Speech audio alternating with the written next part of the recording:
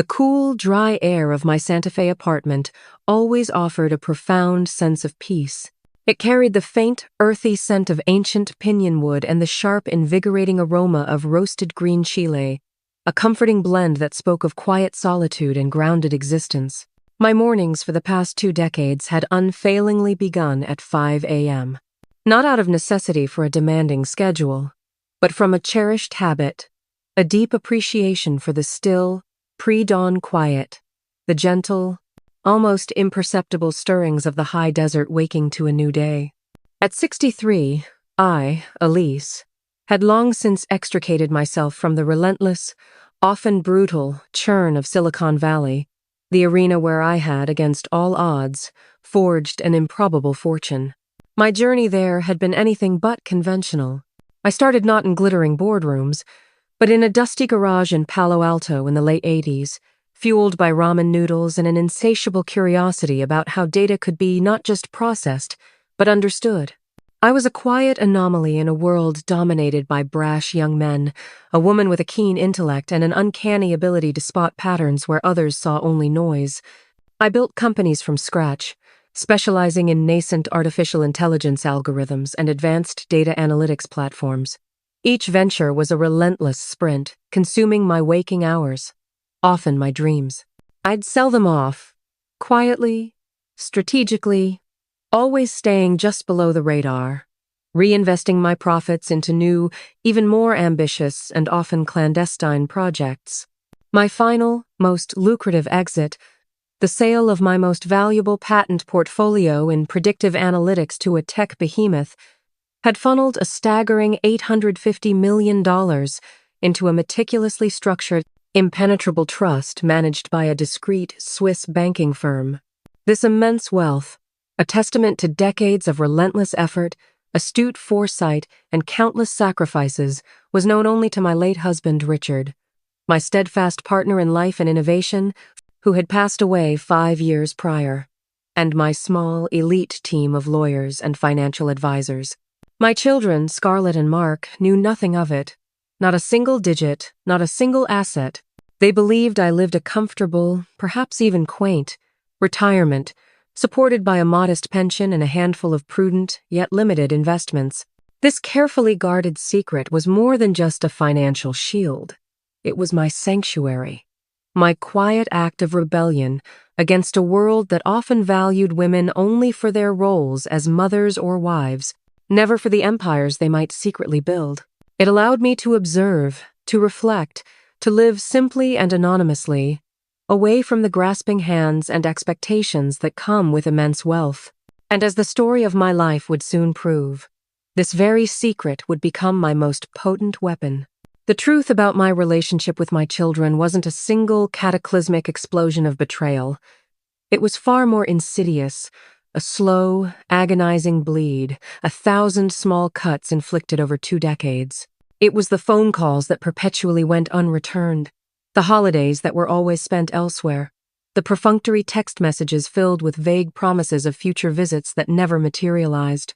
My daughter, Scarlett, a woman of formidable intellect but boundless ambition, had always been drawn to the superficial glitter of success, the external validation of titles and designer labels. My son, Mark, a promising architect with a quiet talent, often seemed to simply follow his sister's lead, either out of convenience or perhaps a desperate unspoken need for her approval. They adored their stepmother, Bethany, my ex-husband Robert's second wife, a woman who exuded an almost theatrical warmth, a perfected blend of charming smiles and understated elegance. Bethany had glided into their lives when Scarlett was 12 and Mark 10, effortlessly filling the emotional void I had, in my single-minded pursuit of financial security, unintentionally created. The irony, of course, was that every empire I built, every dollar I hoarded, every sleepless night I endured, was, at its very core, meant to secure their futures, to provide them with opportunities I'd never had. I often revisited the morning of Scarlett's doctoral graduation from Stanford, a mere 2 years prior. It was a day etched into my memory with painful precision. I'd spent a full 20 minutes in front of my closet, debating the appropriate attire for a discarded mother attending such a significant event. I settled, finally, on a muted gray suit, the very same one I'd worn to my own mother's funeral years ago. It felt fitting, another kind of death, a somber acknowledgement of a profound loss. Scarlett had called me precisely once about the graduation, not, mind you, to invite me, but merely to inform me of its occurrence. The entire conversation, I remembered, had lasted exactly 4 minutes and 37 seconds. I had watched the microwave clock, its digital numbers a stark, mocking counterpoint to the brevity of my own child's tolerance for my voice. "It's at 2 o'clock, she'd said, her voice carrying that familiar, crisp edge of efficiency, a barely concealed impatience whenever she was forced to acknowledge my existence. "You can figure out parking, right?" There was no, "I hope you can make it." No, "I saved you a seat." No, "I'm excited for you to be there." Just a detached assumption that I, the eternal problem solver, the quiet backbone of their world, would simply figure it out, just as I always had. I arrived at the sprawling Stanford campus an hour early. A small, carefully chosen gift nestled in my purse, a vintage silver locket that had belonged to my grandmother, the woman who had truly raised me after my own parents, consumed by their own dreams, had left me largely to her care. My grandmother, bless her traditional heart, had instilled in me the unwavering belief that family was everything, that you sacrificed every ounce of your being for your children, that mothers, especially, were meant to gracefully recede into the background so their offspring could bask in the unblemished light of their own achievements. How profoundly foolish I had been to internalize that philosophy, to let it guide my life's quiet narrative. The massive auditorium was already a beehive of activity, half full with eager families. I walked through the cavernous hall, my gaze sweeping across the rows, searching, almost desperately, for a familiar face, a reserved seat, any subtle sign, any small gesture that hinted at my expected presence. There was none. My son, Mark, dressed in a sharp suit, was already at the very front, ushering Bethany, my ex-husband Robert, and their 2 impossibly golden-haired, impossibly cheerful children towards the most coveted seats in the house. Their laughter, light and carefree, echoed through the vast space, entirely oblivious, or perhaps deliberately so, to my arrival, my solitary figure standing at the periphery. They looked, to the casual observer, like the quintessential perfect family, a picture postcard image of familial bliss, utterly complete, utterly vibrant, and utterly, agonizingly, without me. A polite but firm usher, a young man with a headset clamped over his ear, stopped me as I tried to inch forward. "Tickets, ma'am?" I fumbled in my purse for the generic guest pass Scarlett had. With typical efficiency, texted me. It was a general admission ticket, a cold, printed confirmation of my marginalized status, a subtle but unmistakable slight. "My daughter, Scarlett Montgomery, is graduating," I explained, my voice carefully modulated to conceal the tremor of hurt. He glanced at the ticket, then at the bustling front rows, then back at me, a flicker of something that looked suspiciously like pity in his eyes. "Those seats are reserved for immediate family and VIPs, ma'am. Your ticket is for Section Z, row 34. Section Z, the very last section, behind a massive structural pillar, directly beneath a humming, industrial-sized air conditioning unit." The irony, a bitter, metallic taste in my mouth, was not lost on me. I, Elise, the quiet architect of their comfortable lives, the silent, unacknowledged force behind the very privilege that had allowed Scarlett the luxury of pursuing a doctorate at Stanford, was relegated to the nosebleeds, quite literally obscured from view. Meanwhile, Bethany, a woman who, to my knowledge, had contributed nothing tangible but charming smiles and a few carefully curated holiday photos to Scarlett's journey, was front and center, positioned perfectly to bask in the reflected glory of my daughter's triumph. A cold, precise, and utterly unyielding fury began to simmer deep within me. It was a sensation I hadn't felt since my early days in the male-dominated tech world. A primal urge to prove myself, to fight for my place. This wasn't just neglect. It was a deliberate, public, and calculated act of erasure. As Scarlett's name was called, and I strained to catch a glimpse of her distant figure accepting her diploma on stage, all I could truly see from my obscured vantage point was Bethany in the front row, beaming, whispering proudly to Robert, occasionally waving with almost regal assurance to Scarlett on stage, as if she were the one who had nurtured this brilliant mind, as if she were the proud, deserving mother.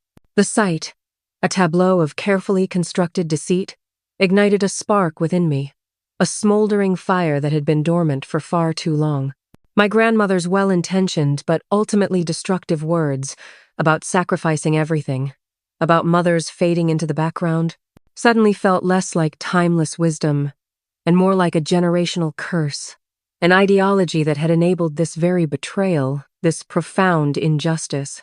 That day, as I drove back to my quiet Santa Fe apartment, the vast, indifferent expanse of the New Mexico desert stretching out around me, a profound and irreversible shift occurred within my soul. I had sacrificed my youth, my personal relationships, nearly my entire identity, to build an empire, to create a legacy, only to be cast aside by the very beneficiaries of my relentless labor. The cruel irony was suffocating. But then, a new thought, sharp and clear, cut through the fog of pain. My secret wealth wasn't merely a financial shield. It was an undeniable testament to my strength, my resilience, my independent power. It represented every solitary decision, every sleepless night, every strategic gamble, and with a chilling resolve, I knew it was finally time to wield it. Over the next 2 years, the small cuts continued, a steady drip of dismissiveness and emotional distance. But my reaction to them had fundamentally altered. I no longer chased after their elusive affections, no longer initiated calls that I knew would go unreturned. I, gracefully, almost imperceptibly, declined invitations that felt like afterthoughts. Invitations where I knew I would be merely a peripheral prop in their carefully constructed perfect family tableau. Instead, I began to watch, to plan, to leverage my vast, hidden resources in ways Scarlett and Mark, blinded by their own self-importance and a colossal underestimation of their mother, would never in their wildest dreams anticipate. My former life in tech, decades spent dissecting complex systems, identifying vulnerabilities, and mastering the art of leverage, had honed my instincts to a razor's edge.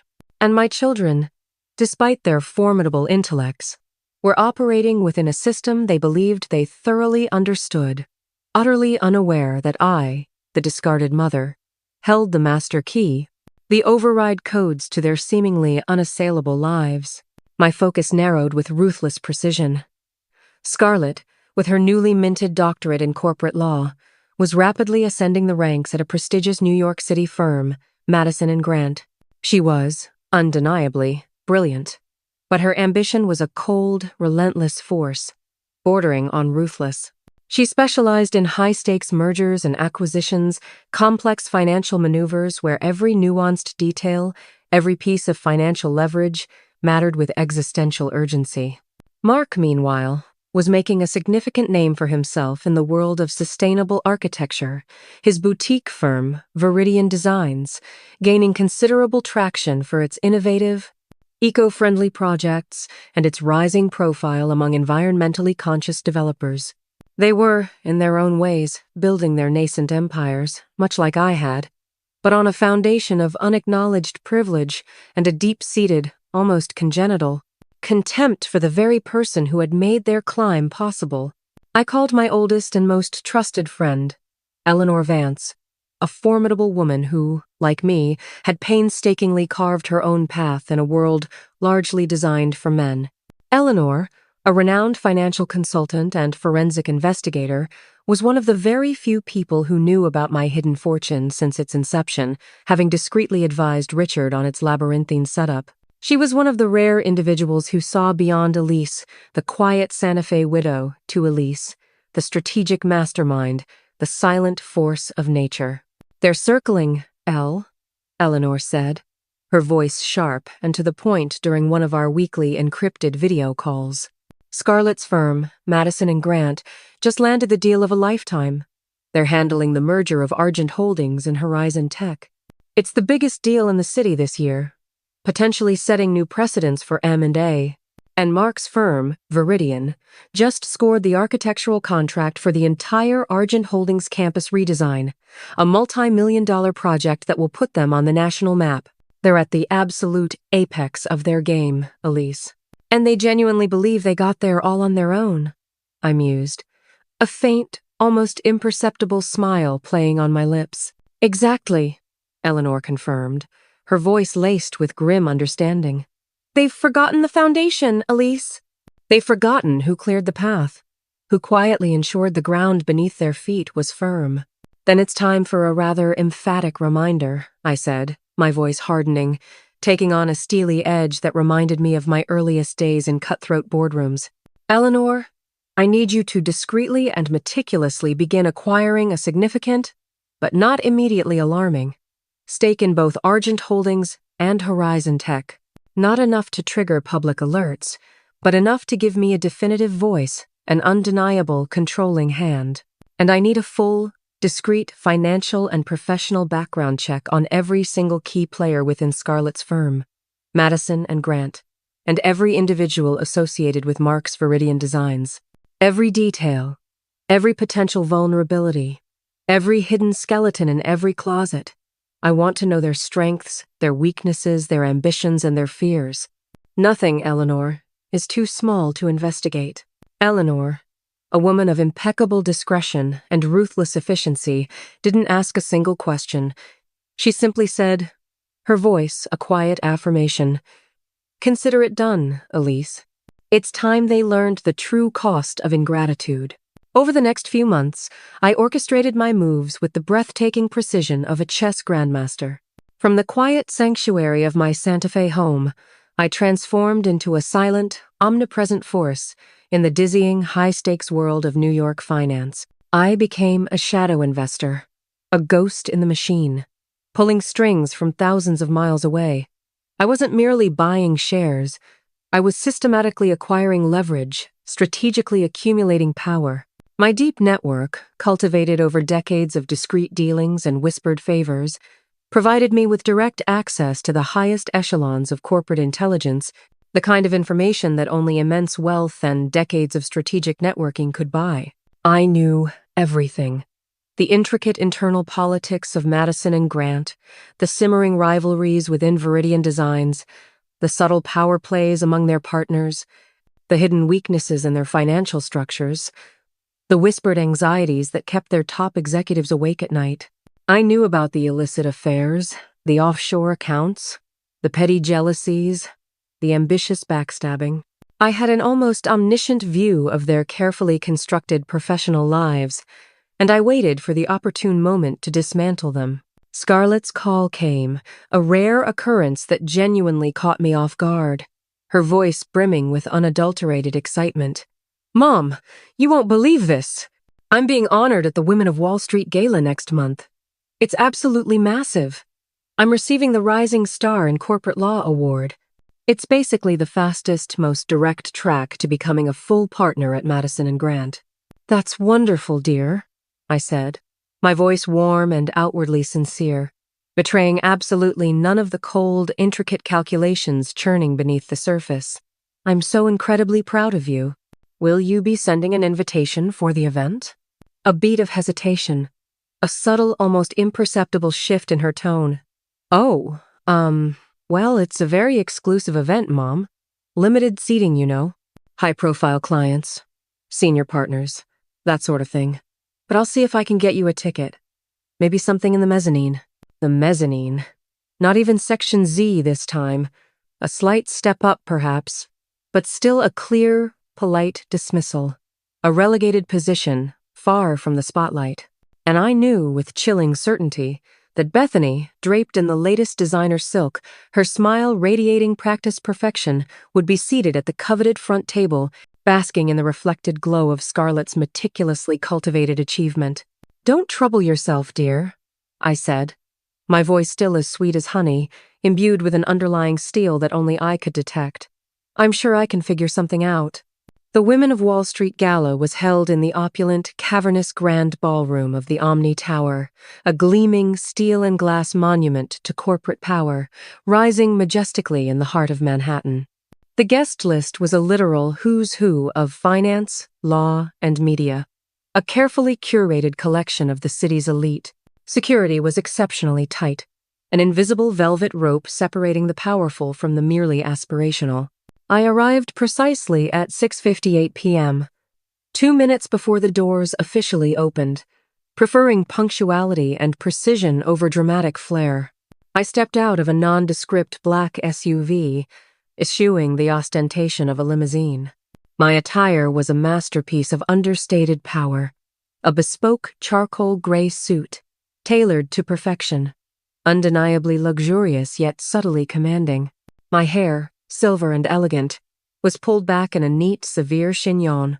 On my wrist, a simple vintage watch, not flashy, but an antique Patek Philippe that whispered volumes of old money, impeccable taste, and undeniable class. A young, impeccably dressed woman with a discreet headset met me at a private, unmarked entrance, entirely bypassing the main red carpet throng.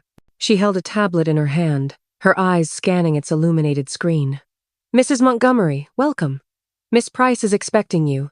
Please, call me Elise," I said, my voice calm, yet radiating an undeniable authority that compelled immediate obedience. "And the reservations are under Elise Thorne." Her eyes widened almost imperceptibly, a fleeting flicker of recognition in her otherwise professional gaze. "Of course, Miss Thorne. This way to the VIP green room." The green room. Not the grand ballroom, not the mezzanine. The private sanctum reserved for the evening's most distinguished guests, the true power players. Inside the VIP green room, a space paneled in rich mahogany and adorned with abstract art, sat the true titans of the industry.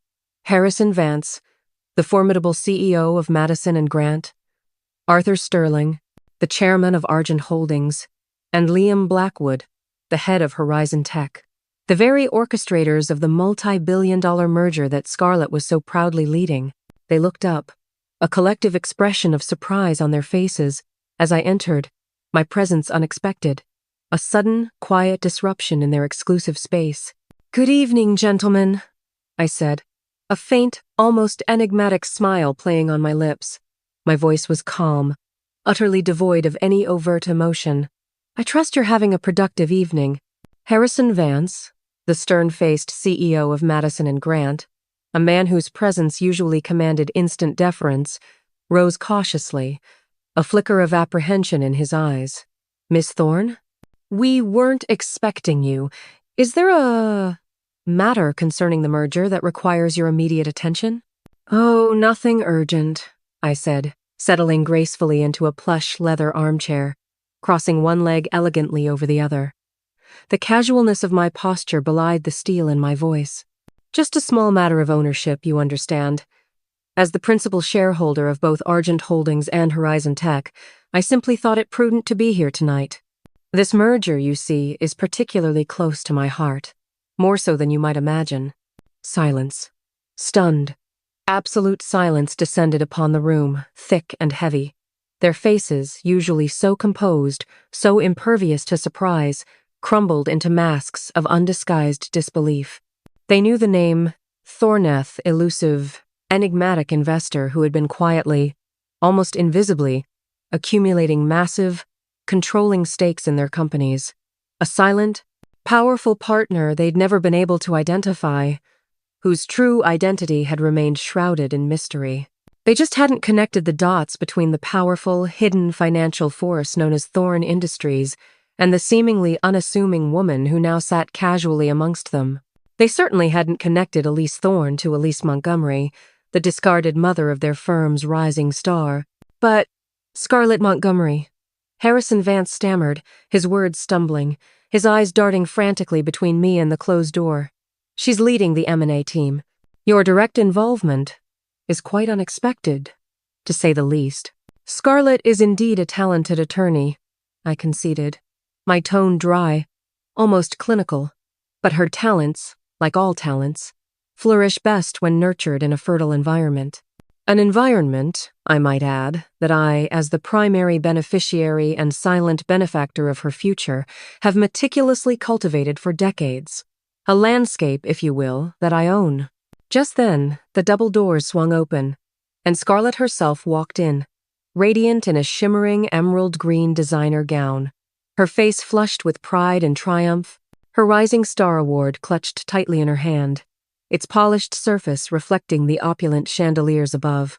Behind her, beaming broadly, her smile, a perfected mask of maternal pride, was Bethany. They stopped dead, their celebratory smiles freezing, then slowly melting into expressions of bewildered shock as they saw me, sitting comfortably amongst the industry giants, an uninvited, impossible presence. Scarlett's eyes narrowed, a flicker of confusion, then annoyance, crossing her face. "Mom? What are you doing here? How did you even get in? I thought you were in the mezzanine." Her voice was a sharp, barely concealed whisper, laced with barely controlled irritation, as if I were a particularly tenacious stray cat that had somehow managed to sneak into an exclusive black tie affair. The implication was clear. I didn't belong.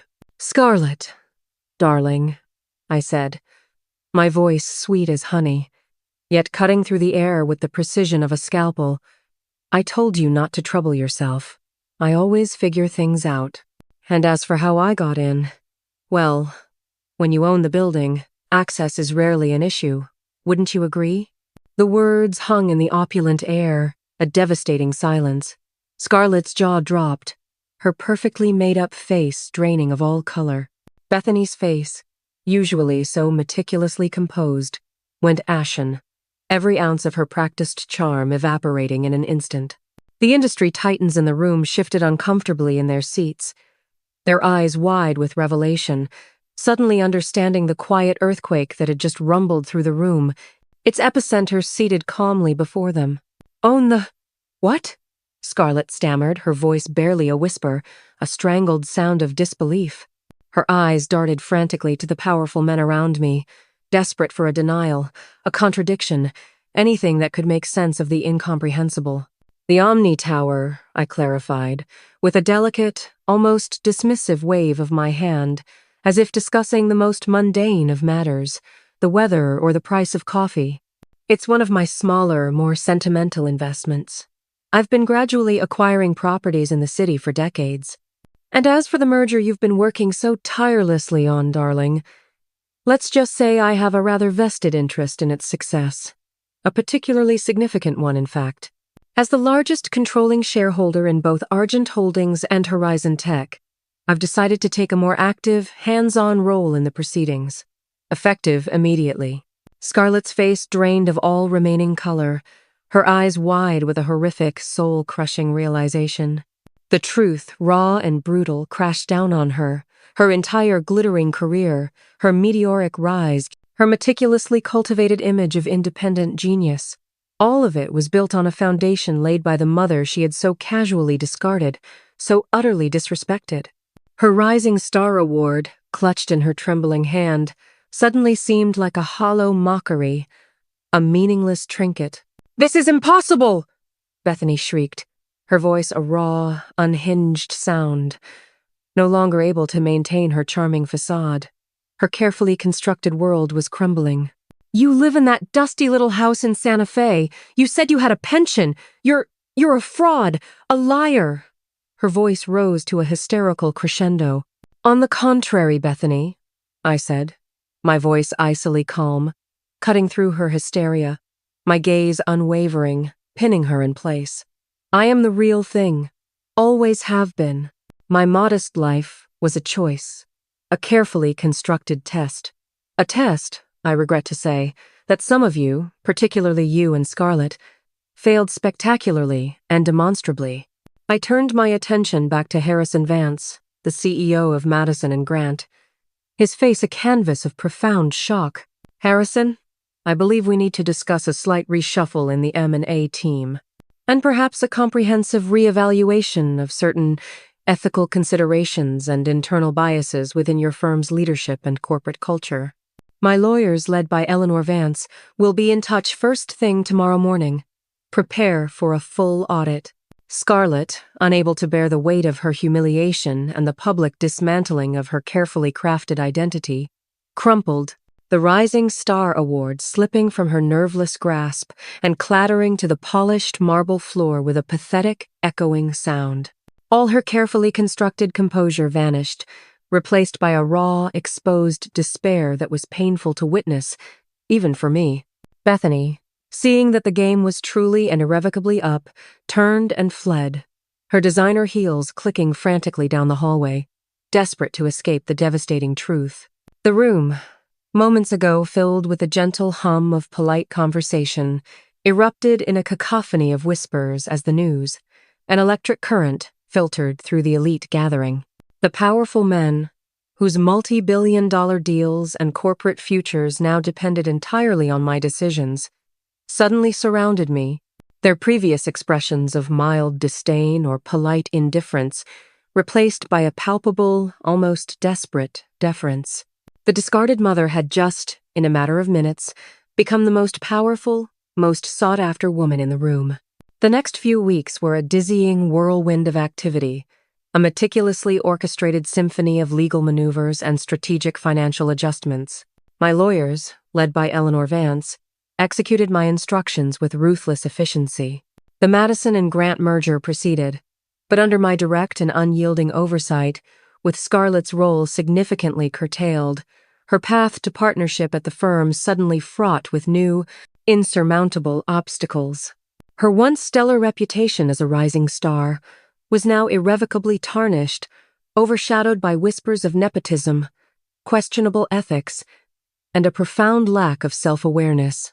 She learned, the hard way, that true power isn't merely about professional prowess or academic achievement, but about integrity, respect, and the often unseen forces that can either elevate or utterly destroy a career. She was forced to confront the harsh, undeniable reality of her own choices, stripped of the comforting illusion that her success was purely her own making. Mark, my son, surprisingly, was different. He was quieter, more contrite than I could have ever anticipated. He actually flew out to Santa Fe to see me, unannounced, unprompted by Scarlett. He sat on my porch, bathed in the soft glow of the desert sunset, surrounded by the familiar scents of pinyon and chile, looking smaller, humbler, more genuinely remorseful than I had ever seen him. "Mom," he said, his voice barely a whisper, filled with genuine sorrow. I'm so incredibly sorry. I didn't realize. I just always went along with Scarlett. I wanted her approval. I wanted to fit in. I never meant to hurt you. I didn't see." I listened, my heart aching with a familiar maternal pain, a deep-seated longing for the child he once was, but also with a new, quiet strength. "Mark," I said gently, my voice soft yet firm. "Intentions matter, but so do actions. And your silence, your indifference, your willingness to stand by and watch your sister sideline me, that was as painful as any act of betrayal. It was a choice, Mark. But you're here now. You came. And that, in itself, means something." We talked for hours, openly, honestly, for the first time in years. I recounted my grandmother's misguided wisdom, my own youthful regrets, the suffocating burden of carrying such an immense secret for so long. I didn't offer forgiveness easily, nor did I demand it. I simply laid out the truth, plain and unvarnished, the raw reality of my past, my sacrifices, and the profound hurt they had inflicted. The consequences for Scarlett were undeniable and far-reaching. Her once guaranteed path to partnership at Madison and Grant was indefinitely stalled, her reputation as the rising star now irrevocably tarnished by the public revelation of her mother's true power and her own egregious misjudgment. She struggled, for the first time, to navigate a world that no longer automatically bent to her will, a world where her superficial charm and raw ambition were no longer enough. She learned, through bitter experience, that trust, once broken, is almost impossible to fully repair, and that true influence is built on respect, not just a flashy resume. Mark, on the other hand, embarked on a slow, arduous journey of rebuilding, not just his career, but his character. His firm's lucrative contract was eventually reinstated, but under stricter clauses, with greater oversight, and with an undeniable shadow cast by his past associations.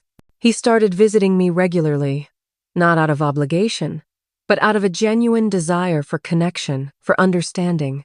He began to question Scarlett's influence, to forge his own independent moral compass. Our relationship, though still fragile, began to heal, piece by agonizing piece, built on a new foundation of honesty and earned respect. Bethany, my ex-husband, Robert's second wife, vanished from their lives, her superficial charm and carefully constructed facade unable to withstand the harsh, unforgiving light of truth.